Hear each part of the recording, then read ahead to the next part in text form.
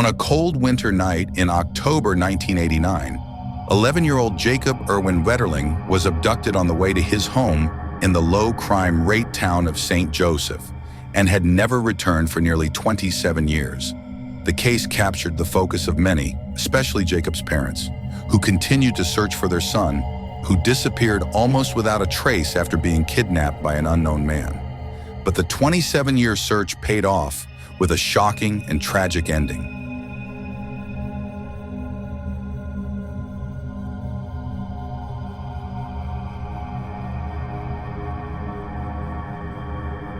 A tragedy took place on October 22, 1989. It was a winter night in the city of St. Joseph, a very peaceful small town in Minnesota. Jacob's parents had gone to a dinner party at a friend's house about 25 minutes away from home. They planned to be back by midnight and had told the kids to stay home while they were gone. But then Trevor, Jacob's elder brother, called his parents asking if he, Jacob, and Jacob's best friend, Aaron Larson, could go to a nearby convenience store to rent a movie. The request was denied by Patty, Jacob, and Trevor's mother.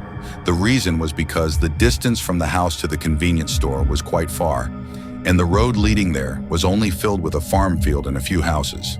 Therefore, there was a concern that something bad might happen. Besides, it was late at night, so if anything happened to them, it would be difficult to call for help. But the three boys kept begging and convincing Patty and Jerry, Jacob and Trevor's parents, to let them go. They also promised to go straight home after getting what they wanted. To further convince them that they would be fine while biking to the store, Trevor said that they would carry flashlights so that they could avoid traffic accidents. Jerry and Patty finally gave permission because they thought that St. Joseph was a relatively safe area, so it seemed unlikely that anything would happen to their children. Unfortunately, their assumptions were wrong because 45 minutes after they gave permission, there was another call, this time from their neighbor, who told Jerry and Patty to come home immediately because Jacob had been kidnapped. Now we return to a few minutes earlier, where the boys were on their way home on their bikes after renting a movie from the store. They crossed a field and all of a sudden Aaron heard a noise from the side of the road and a man appeared wearing a mask. He pointed a gun at the boys, threatened them, then told them to get off their bikes and go to the field. At first, Jacob, Trevor, and Aaron thought that the man was just a high school kid playing a joke. But it didn't take long for them to realize that the man was a real criminal after he said he would shoot them all if they didn't lie down on the grass and turn off the flashlight. The three children were helpless, so they followed the criminal's orders. The children were then asked to show their faces to the kidnapper, and they were asked about their respective ages. After that, the villain told Trevor to run as fast as he could toward the forest, or the villain would shoot. 10 seconds later, Aaron was also asked to do the same, both running as fast as they could out of the fear of being shot. But after a while, they looked back, hoping that Jacob was also following them. But Jacob never appeared. He disappeared with the man who attacked them. Trevor and Aaron panicked and then tried to find help as soon as they arrived near the house. Jacob had not been seen since. Jacob and Trevor's parents, who had gotten the news, immediately drove home as fast as they could. When they arrived, the first sight they saw was Trevor and Aaron, who looked very shocked, panicked, and scared, naturally because they had just experienced a terrible incident and witnessed someone very close to them being kidnapped. The police who arrived then asked for their testimonies to find out the physical characteristics of the kidnapper to immediately get a clue and arrest him. Trevor then explained that the kidnapper was a short and huge man, but Trevor had difficulty recognizing or identifying his face because he was wearing a black nylon mask. Aaron, the last person with Jacob, tried to give a more detailed identification to the best of his memory.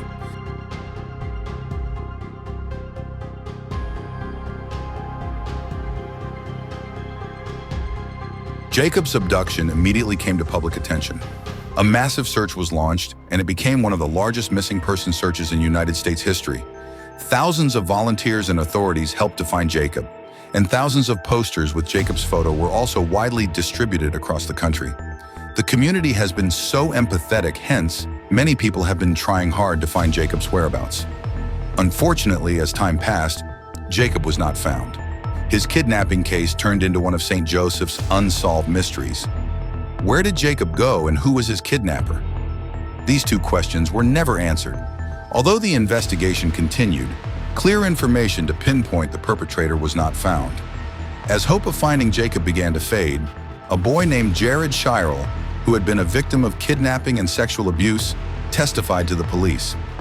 Jared, who was 12 years old at the time, lived in Cold Spring, Minnesota, just 10 miles from Jacob's family home. On January 13, 1989, about 9 months before Jacob's disappearance, Jared had just finished ice skating with his friends and went to a cafe. When he was about to go home, Jared asked one of his friends to accompany him, but his friend refused, so Jared went home alone. The problem was that Jared didn't get home until late at night, even though the cafe was only an hour away. His parents panicked and searched for him. 2 hours later, Jared arrived home, but he was running scared and had a worried look on his face.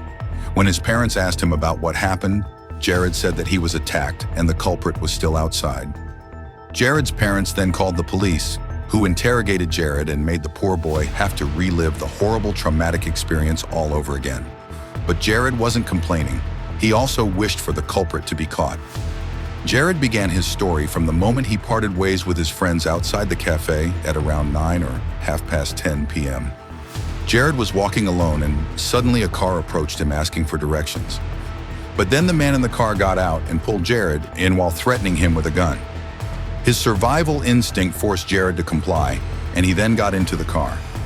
During the trip, Jared paid attention to every detail of the car, trying to find an opening to escape, as well as looking for something he could identify to use as a clue to the police if he managed to escape this kidnapping. On the car, he noticed a police radio scanner, but when Jared had just found that out, the kidnapper told Jared to cover his eyes with a hat and lie down in the back seat. Jared complied, but he was still watching every turn and trying to remember the path the kidnapper had taken. The journey took about 15 minutes until the kidnapper finally turned to the gravel road and stopped the car. Jared was then attacked and sexually assaulted by the kidnapper, which really scared him and made him begin to wonder in his head, what would the kidnapper do next? Jared had thought of the worst possibility, that he might get murdered, but then he was taken aback as the kidnapper had taken him back to Cold Spring. He returned Jared's coat, but took the rest of his clothes. Before Jared was actually released, the man threatened that if Jared leaked about his identity, then Jared would be killed. Jared was then told to run. He wasn't allowed to turn his head or his body around if he wished to not be shot. Once released, Jared ran as fast as he could towards his home. Everything Jared remembered about the man, he later told the police in detail, including the police scanner. Jared missed nothing in his testimony. Jared really hoped that the culprit could be caught so that no more victims would suffer the same fate as him. He also took the police to the location where he was taken and assaulted. 3 days after Jared's abduction, the police finally identified possible suspects, one of whom was Danny James Heinrich. Danny had been involved in legal problems, such as robbery and offenses for drunk driving or drug use. Police also found in his car that he had a police radio scanner. During the identification process, Jared identified 2 people who he thought resembled his attacker, one of whom was Danny Heinrich. However, since Jared couldn't narrow down his options to just one suspect, the police couldn't charge anyone. Jared finally came home to the fact that the culprit might still be out there, and he was terrified of being killed. Thus, for almost a year, he slept in his parents' room. When Jared heard about Jacob's case and realized how similar it was, he began to wonder if the culprit was the same. Then he was determined to do anything to help catch him or help find Jacob. On December 13, 1989, almost 2 months after Jacob's disappearance, on his own, Jared worked with an FBI agent to sketch the man who attacked him. The sketch closely resembled Danny Hendrick, so 3 days later, the FBI brought Danny in for questioning. Investigators asked where Danny was on the night of Jared's and Jacob's abduction, at which point Danny didn't have a strong alibi and was eventually forced to give the FBI his belongings in the form of shoes, hair samples, and his car tires. The shoe prints and tire tracks left at the site of Jacob's abduction turned out to be similar to Danny's. This led officers to obtain a search warrant for Danny. Once inside the house, the officers found a radio scanner, black boots, and a photo of a boy. But the officers let Danny keep the photo, then they left. On February 9th in 1990, almost a year after Jared was attacked, FBI matched the fibers from Jared's coat to a fiber sample from the car Danny was driving.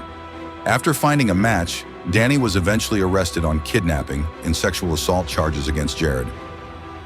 The FBI profilers helped with the interrogation. They even stuffed a lot of papers into a folder and wrote Danny's name on it, in an attempt to intimidate him by making it seem like they had a lot of evidence when in fact they needed a confession from Danny. Officers kept Danny overnight in jail, but the man persistently denied all charges. The district attorney decided that they didn't have enough evidence to charge him with any crime, and Danny should be released. That's how the law in the United States works, even if they have a massive suspicion, but there is no solid evidence that can justify their suspicion. Everyone has the right to not be detained or arrested. On the other hand, Jacob's family, who were still waiting for Jacob's return, chose to refuse to give up on finding him. The local police also continued to look for evidence or other clues that might lead them to find Jacob. Meanwhile, Jared was under very strong pressure from within himself because he was desperate to help find Jacob and uncover the criminal who had also traumatized him. The police also continued to question and interview Jared, often taking him out of class for follow-up interview sessions. His identity as a supposedly confidential victim was quickly revealed. Jared's life hasn't been the same since, and he's also been pressured to answer all sorts of questions from the investigators and come up with a definitive answer as to who the culprit was. Seeing the pressure Jared was under, his parents decided to move him away from Cold Spring to start a new life and help him live a normal life for a child. Jared's family moved to Paynesville, Minnesota.